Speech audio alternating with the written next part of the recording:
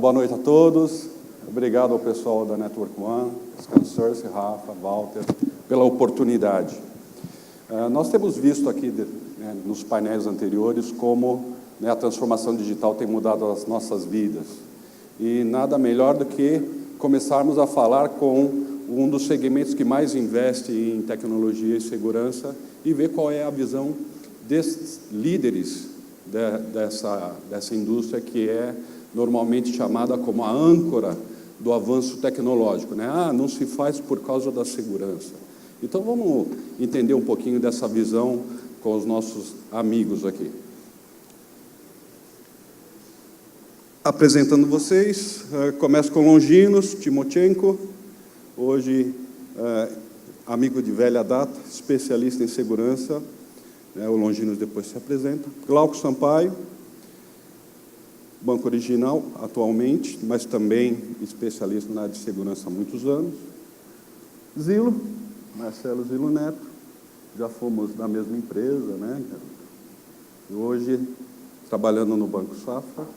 E finalmente Alexandre Trentini, que hoje está na Câmara Interbancária de Pagamentos.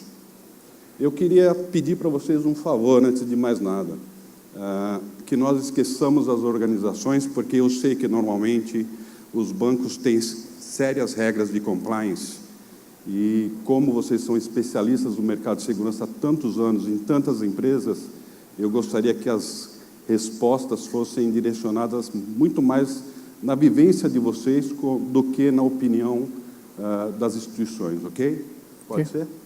Ok. Então, quando a gente fala de instituição financeira, estamos falando de bancos. E nós temos visto no mercado uma tendência. Hoje, 57% das transações financeiras no Brasil são feitas digitalmente. Então, eu vou começar com o Zilo. Essa tendência, banco digital, vai chegar ao ponto onde os bancos vão ser 100% digital? Para onde vai isso, na tua opinião? Acho que vale a gente fazer uma análise muito rápida aqui do histórico, né? Acho que nesse momento em que a indústria vive, todas as empresas têm a aprender uma com as outras, né? Isso aconteceu com os bancos também. Se a gente lembrar rapidamente aqui, talvez nem todos aqui, mas putz, lá no início da jornada, você tinha lá o modem, né, o NetBanking, né, a gente começava a usar aquilo, depois os bancos foram para a internet, usuário e senha, depois usuário e senha e token mais outro fator, etc. Ou seja, isso fez com que o processo de entrada nos canais, de uso dos canais eletrônicos dos bancos, apesar de terem sido inovadores, ficou cada vez mais complexo. E eu digo que é um pouco da culpa da segurança como a gente conhece old school. Os bancos passaram a aprender também com outras indústrias, né? Passaram a olhar para varejo, Facebook, Google, porque esses grandes players hoje são usados, como a gente comentou algumas vezes aqui, pelo usuário final. E o usuário final hoje compara o aplicativo do Google, do Facebook, com o aplicativo bancário. E ele quer ter uma experiência diferente. Os bancos perceberam isso e falaram o seguinte: bom, a gente precisa, então, mudar a forma de trabalhar. E, obviamente, aprender com esses modelos. E a área de segurança teve que aprender também, porque a gente tem que viabilizar um aplicativo mais fácil de usar, mais simples de entrar, menos complexo para o usuário e, da mesma forma, mais seguro. Então, assim, todos os bancos estão passando por esse processo agora. Muda a forma de desenvolvimento, cria célula agile, DevOps, vamos usar cloud ou não vamos. Os bancos já estão usando o cloud, alguns, e a tendência é usar cada vez mais. A título de curiosidade, não sei quem sabe aí, mas vale checar os parceiros aí que interagem com o mercado financeiro. O Banco Central publicou há 2 semanas atrás um edital, que é o edital 57, falando sobre regulação de cibersegurança para os bancos e uso de cloud. Então, assim, existia uma dúvida muito grande com relação ao uso de cloud por parte dos bancos. Quanto ao regulador, pode, não pode, pode nuvem híbrida, não pode, vamos usar privada, pública, enfim, existiu uma dúvida, isso já está regulado, tem até dia 21 de novembro, aliás, cada um de vocês, se tiver a oportunidade de ler o edital e tiver alguma recomendação, sugestão, é só submeter ao Banco Central e o Banco Central vai avaliar isso. Mas acho que todo esse processo de transformação digital e de tornar a vida do cliente mais fácil e também mais segura, todos os bancos estão caminhando para isso. E vai chegar uma hora que todos eles vão ter muita agilidade no processo. E aí, acho que numa das palestras que nós tivemos aqui, acho que foi até do presidente da TOTS, ele falou da questão de ser digital, mas ser pessoal, né? Porque, assim, você passa a ter um processo tão automatizado com o usuário final, que acho que, no final, muitos dos bancos vão estar muito digitalizados e a diferença vão ser as pessoas. Como é que o digital interage com o dia a dia do cliente, com o dia a dia do gerente que atende, com o dia a dia da instituição. Então, no final, a gente ainda vai ter um diferencial aí, que é a personalização do canal, que acho que os bancos têm muito a aprender também com o Amazon, com o Google, com o Facebook, que é o modelo de personalização. Eu gosto de falar, porque meu pai é locutor, mas eu tenho uma historinha muito rápida, que assim, nós, como interagimos com os canais eletrônicos hoje, com certeza os nossos filhos vão ser, né, muito mais, o processo muito diferente do que a gente vê. Meu filho tem 1 ano e 9 meses, eu comprei uma Alexa, coloquei em casa, e eu uso a Alexa para automatizar um monte de coisa em casa, e um dia eu vejo meu filho com 1 ano e 9 meses falando com a Alexa. E eu nunca ensinei ele só observou. Isso me fez pensar o seguinte: como essa geração do meu filho vai interagir com os bancos daqui 15 ou 16 anos. Então, assim, a aplicação como a gente vê hoje, cara, eu estou achando que daqui a alguns anos o cliente vai falar assim, transferir R$1.000. Faça agora. E nós temos um desafio de segurança, que é como que a gente garante isso, e garante com segurança, ajudando o negócio. Acho que aí é a cereja do bolo que a gente vai ter que trabalhar. Se houver dinheiro na época, né? Glauco, você que atualmente está acompanhando um banco que já nasceu digital, qual a tua visão, né, de tendência aí para o futuro? Bom, acho que, Zilo, o que você falou já é passado. Tem um banco na Alemanha chamado N26, onde você já faz transferência pela Siri, você se comunicando com ela. Então, assim, é uma viagem sem volta mesmo. Acho que hoje nós já somos uma geração que não vai no banco. Eu, particularmente, se fui na minha agência do Banco Itaú, que é onde eu tenho contar mais tempo, 2 vezes na vida, foi muito. Sou cliente deles há 15 anos. Acho que a próxima geração em si, eles não vão mais no banco. A agência bancária ela vai deixar de existir no modelo que ela é hoje. Muitos bancos já estão mudando esse conceito. Itaú, Bradesco, tem espaços onde você tem gerentes para te atender, tem pessoas para conversar com você, mas não é um banco, não é uma agência, não vai lá pagar uma conta. Tudo isso hoje é muito natural e o mercado financeiro brasileiro puxa muito esse negócio de automação e tecnologia de ponta para facilitar a vida do cliente, que vai fazer com que isso seja natural para as próximas gerações. Ninguém mais vai no banco pagar um boleto, pagar uma conta, tudo integrado. Você já vai ter o DDA, que é onde você recebe os seus boletos, você não precisa se preocupar com o papel, basicamente você tem acesso a um aplicativo, você autoriza o pagamento e pronto. Então, acho que é uma questão que os bancos em si, as instituições financeiras mais antigas e mais sedimentadas já estão partindo desse momento, muitas delas puxadas não só pelos novos bancos, mas também as fintechs que estão chegando no mercado e vão tomar espaço dos bancos se eles não se movimentarem. Meios de pagamentos novos, aplicativos onde você consegue fazer transferência de dinheiro peer-to-peer, é uma realidade já. E hoje os bancos, eles têm que puxar essa fila para não ficar para trás e não perder esse momento de disrupção e de fazer com que a vida do cliente seja mais fácil, mais transparente, sem papel, sem burocracia, mas não pode perder aquilo que o Zilo comentou, a questão de ser pessoal. Não pode ser um relacionamento chato, aquilo quando você liga para uma URA e você fala 2, 3 palavras, você percebe que está falando com um robô, e é um negócio muito mecânico, não gera um tipo de interação. Nós somos seres humanos gostam de ser atendido de uma forma diferencial. Então, acho que a evolução computacional, inteligência artificial, machine learning, vai fazer com que essa forma de interação homem-máquina fique mais transparente e favoreçam com que as organizações possam ir para esse meio mais 100% digital, sem ter uma pessoa do outro lado, de uma forma mais amigável para o cliente. Obrigado, Glauco. Obrigado.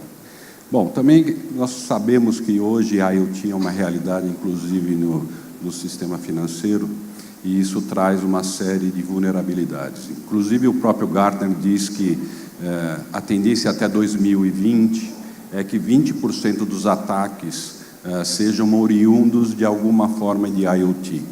Então, eu vou passar para o Longinos.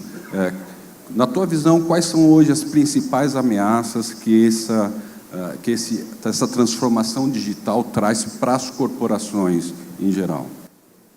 Bom, primeiramente, boa noite. Fernando, obrigado pela oportunidade. Você sabe o quanto eu te respeito e considero, que já construímos coisas e entregamos, né? A Network One, parabéns.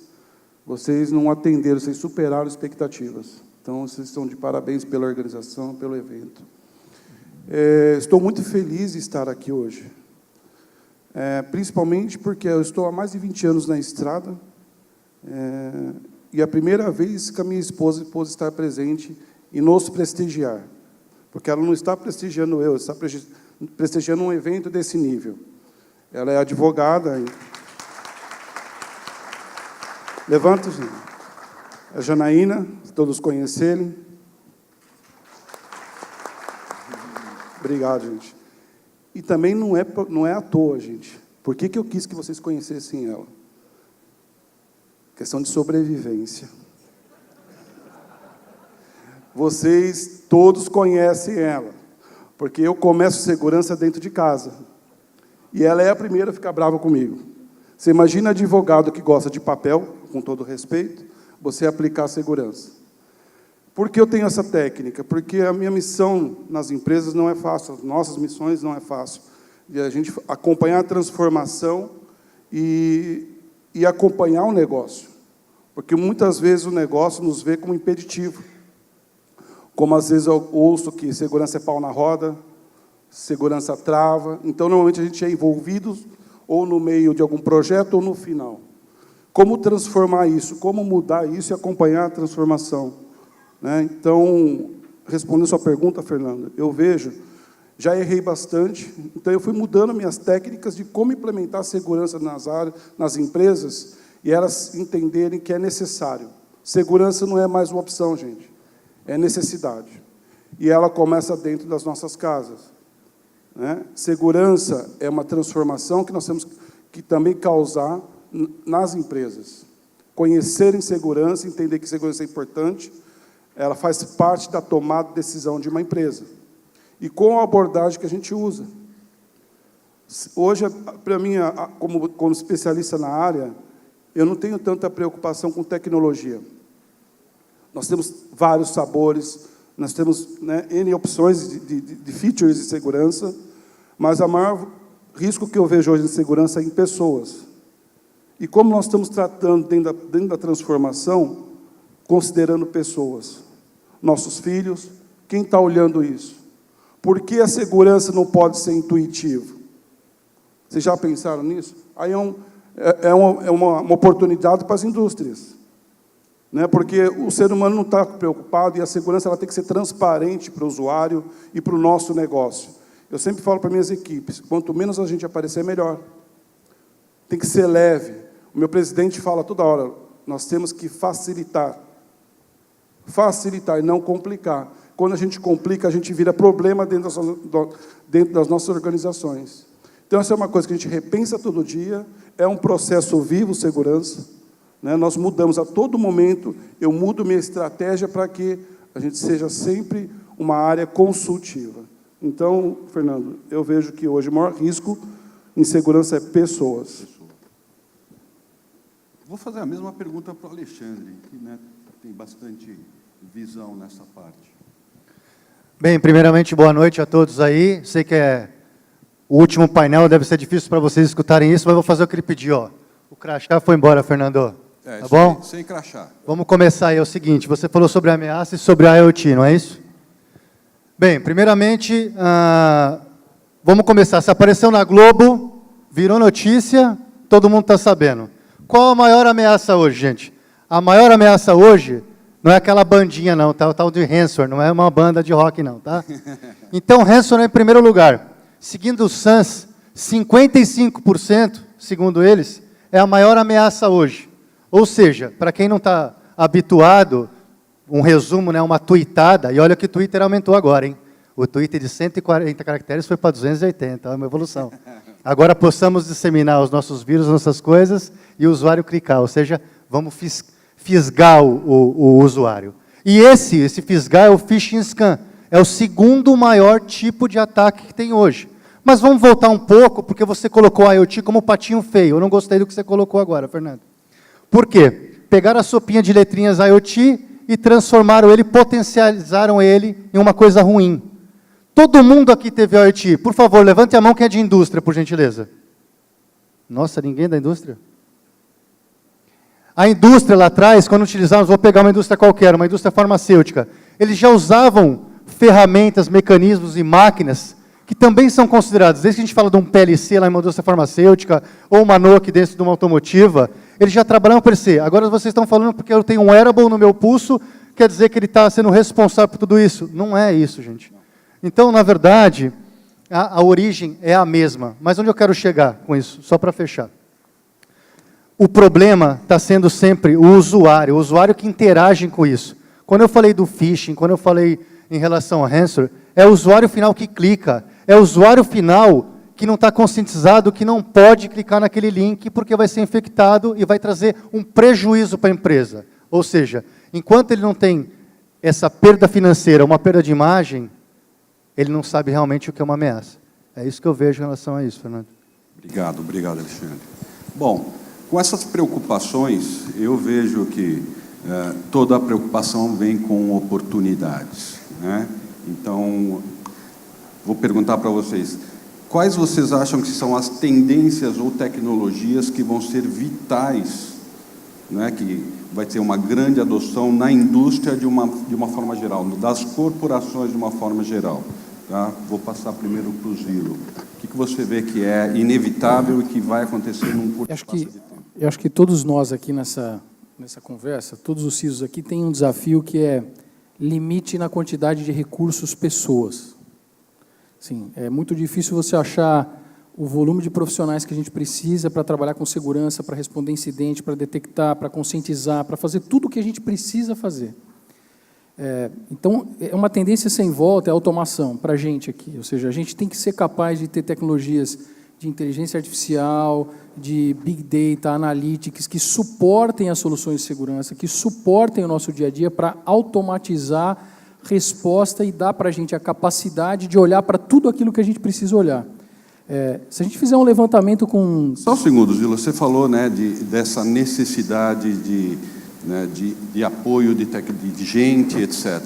E, por acaso, esse era exatamente a minha próxima pergunta. Então, eu gostaria que você emendasse uma na outra, também de como que esse pessoal aqui, né, que trabalha como fornecedores para vocês de tecnologia e mão de obra, também como eles poderiam ajudar. Então, junta as duas, qual é a tendência de mercado e como eles poderiam te ajudar exatamente nesse ponto.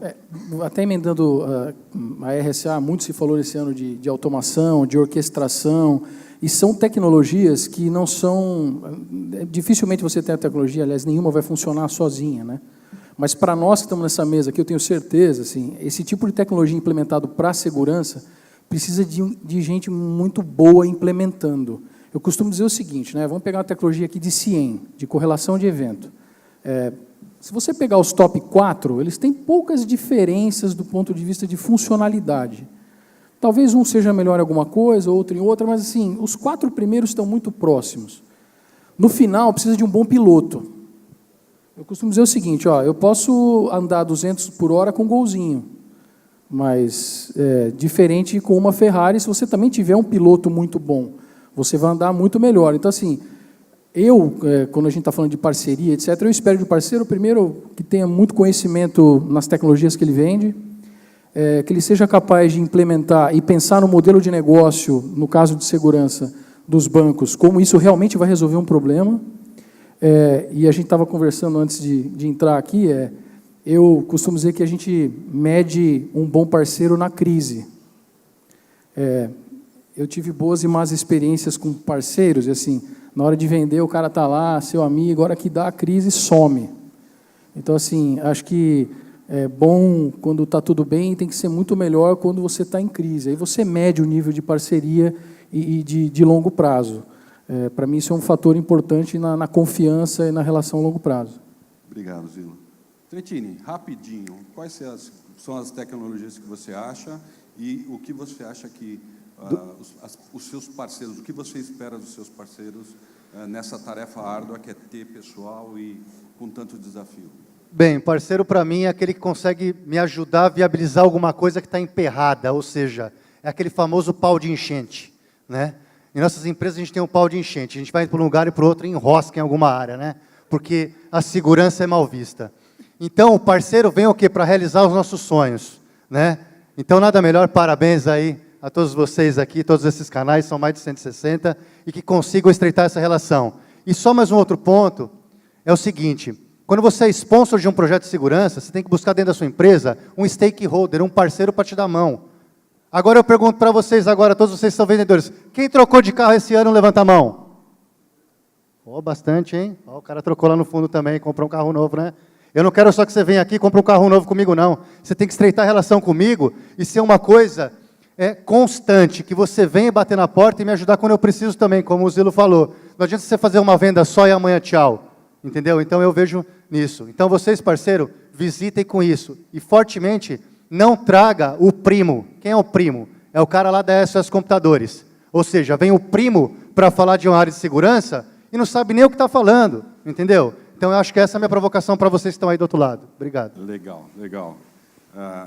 É engraçado, né? Eu estava conversando com o Zilo ali e o Steve Jobs tinha uma máxima, né, que era o cliente não sabe o que quer.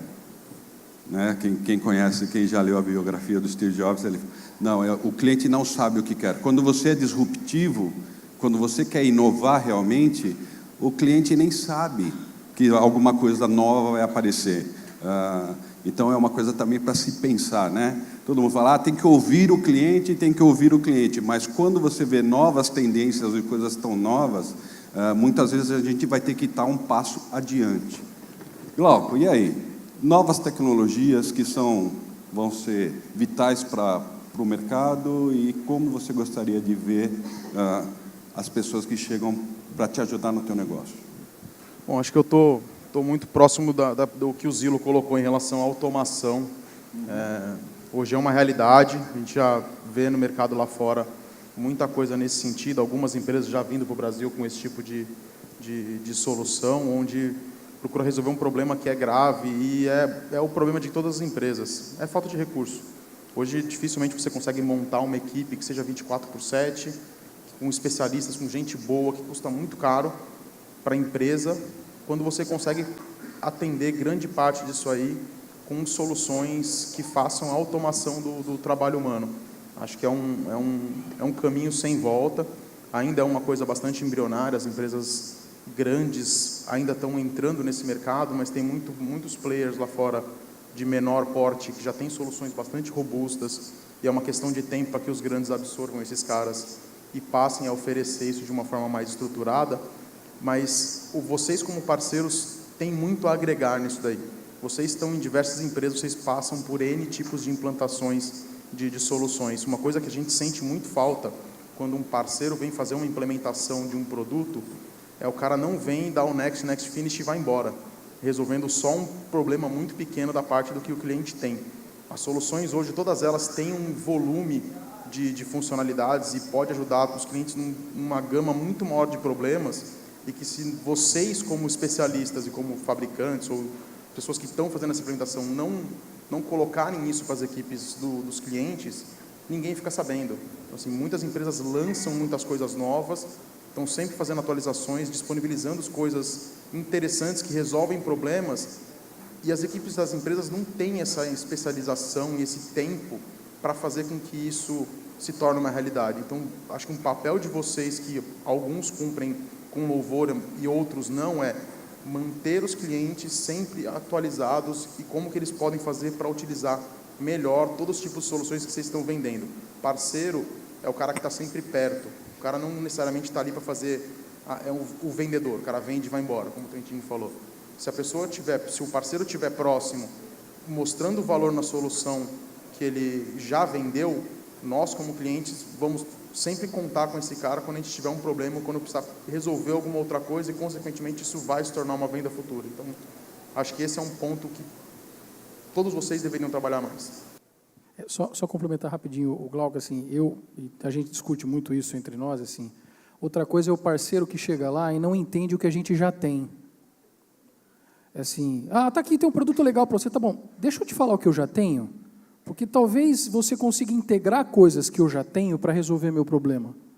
Porque esse é também um gap que nós de segurança vemos com frequência, que é, você tem muitas soluções desconectadas. E, às vezes, para resolver um problema nosso, a gente não precisa comprar algo novo. A gente só precisa conectar as peças, integrar adequadamente a arquitetura. Então, muitas vezes eu vejo o parceiro, o cara chega lá, tem o portfólio dele, ele começa a falar do portfólio, eu falo, tá bom, como é que você integra isso com o que eu tenho? Não necessariamente eu vou comprar licença, talvez eu vou comprar um serviço, melhorar a tecnologia que eu já tenho. Assim, uma pergunta que eu ouço todo dia, toda semana do meu chefe é, a gente está usando tudo aquilo que a gente compra? E é uma pergunta, parece que tão óbvia, né? Mas assim, a gente compra licença e muitas vezes a gente não usa tudo aquilo que a gente paga. É muito comum a gente ver isso. Então, acho que um parceiro tem muito a ajudar a gente nisso também. Fantástico. Fernando, deixa eu só falar um pontinho aqui. Eu só queria o seguinte, sabe, você leve 3 e pague 2. Vocês também, parceiros, quando vendem uma ferramenta de R$1 milhão, e aí a gente não consegue vender internamente o treinamento para a gente operar aquele avião do Zilo. Então, se vocês puderem, sabe, leve 3, pague 2, ajuda a gente bastante. Porque eu vou ter o meu analista lá na ponta, sabendo usar a ferramenta que você vendeu para mim.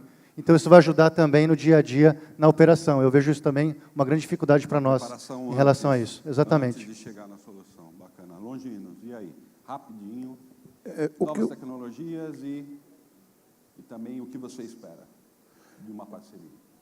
O que eu vejo assim, quando eu penso em novas tecnologias, primeiro é conhecer dentro de casa, conhecer o nosso parque, conhecer nossos especialistas, porque a gente está cansado de ver soluções mal utilizadas, né? O último ataque que teve de ransomware foi isso, né? Estava lá a atualização, muitas empresas demoraram para atualizar, né? Eu acho que o parceiro pode ajudar muito assim, proteger sua solução, porque se o seu cliente está usando de uma forma, né, não adequada à solução, ser consultivo para o cliente. Cliente, olha, você tem esse serviço dentro de casa, e não vender uma outra solução.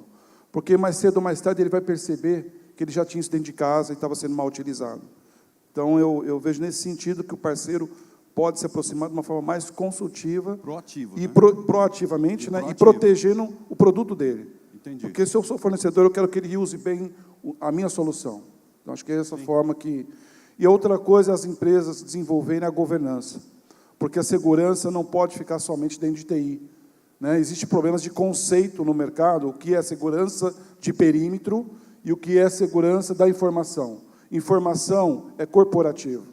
Informação não está dentro da TI. A TI é um meio. Ela vai te viabilizar a seguir as regras e as políticas a ser aplicadas, mas a governança está no negócio, está em todas as camadas. Então, rever o perfil do seu profissional de segurança. Ver se ele está com uma abordagem muito técnica, o qual o negócio não quer saber disso.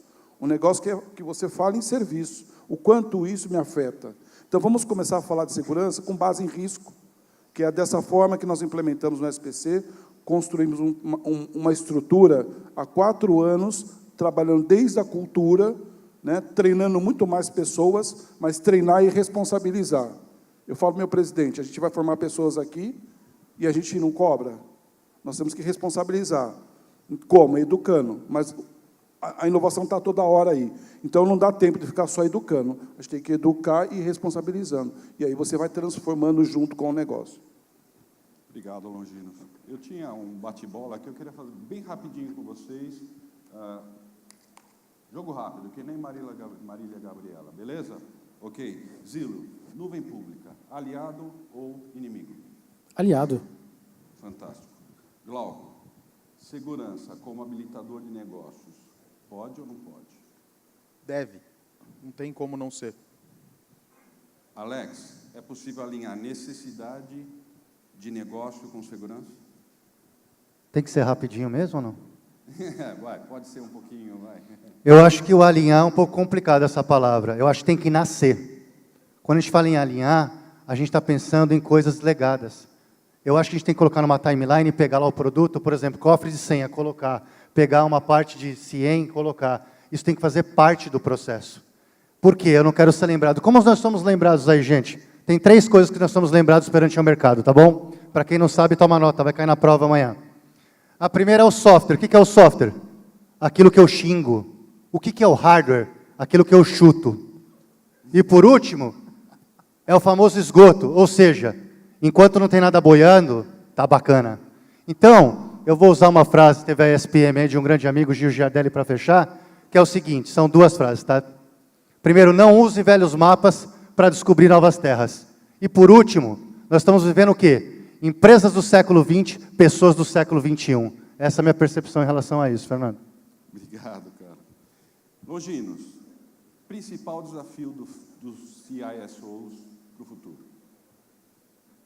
É o CISOs pensar como negócio. Ele entender que ele faz parte da estratégia e ele vender para a estratégia, para o negócio, para o board, de que ele é fundamental para tomar a decisão dele. Eu sempre falo, segurança é um novo estilo de vida, tanto como pessoa física como jurídica. Segurança é disciplina. Nós precisamos gostar de disciplina, que disciplina organiza. Obrigado. Obrigado, meus amigos, por vocês terem prestigiado aqui. Obrigado, Rafael. E a gente tem que fazer que nem teatrinho, né? Então, me juntem-se a mim.